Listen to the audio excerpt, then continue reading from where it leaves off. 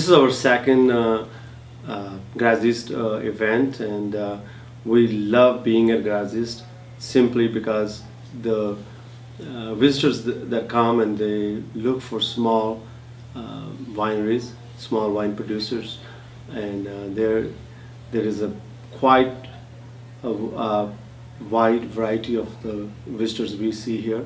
There are really wine experts to novice wine lovers, and I think the ideal visitor here is someone who likes wine and wants to know more about wine making process or winemakers behind it, and I think those are the ideal visitors here. One of the most important things that we found in Paso was community aspect of winemaking, and no matter people who they are celebrities in the winemaking world, names of Eric Jensen, Justin Smith, Stefan Esseo, but they are very, very approachable, and they are there is no sense of competition. It's more sense of community, and it's a very close-knit winemakers community, and that really helped us and really guided us in a lot of ways. And when I was going to buy the property, first thing I did was I reached out to Eric Jensen and I said, hey, this is the property, and it was very encouraging. And he, in fact, I asked him if he could be our consultant. Of course, he's so busy, couldn't, and he gave us his assistant winemaker, Pete Turon, to help us source out the first vintage equipment and grapes and all that, and it was really helpful. And so that aspect of community in Paso Robles, I haven't found that anywhere else. Not in Napa, not in Lodi, and that was the main attraction for us. We at Copia are around 450 cases right now, and in 2018 we processed around 14 tons of fruit, which will translate into something like 700 cases.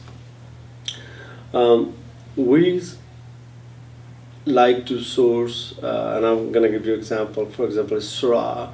I rather have 1 ton of 3 or 4 different kind of Syrah, ferment them in small bins.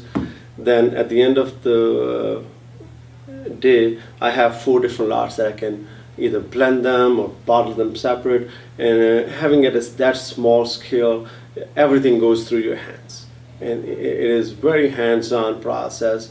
And that's what I think the smaller winemakers are able to achieve better quality in the wines, is that they are there all the time.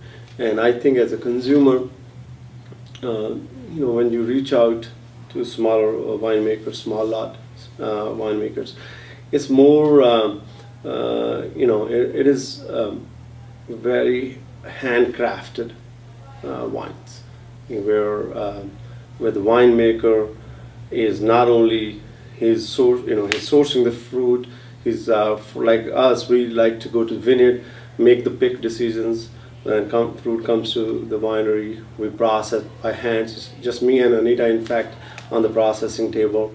When they take that fruit, cold soak, or directly go to press, and then everything we do is hands-on. We had this vintage, some of the days were 16 hours long because it's just me and her, and I think that kind of passion, that kind of hard work, everybody who does small case production, you cannot afford to have employees. So you are a seller person, you are marketing person, you are blending person, you are everybody at the winery and as well as the tasting room. So you can learn more about Copia Vineyards and Winery on our website at copiavineyards.com. We have our 2016 current releases, and all future releases will be placed there. You can order online, or you can visit us at our tasting room in downtown Paso Robles. It's right off the park in a wine tasting collective called Paso Underground.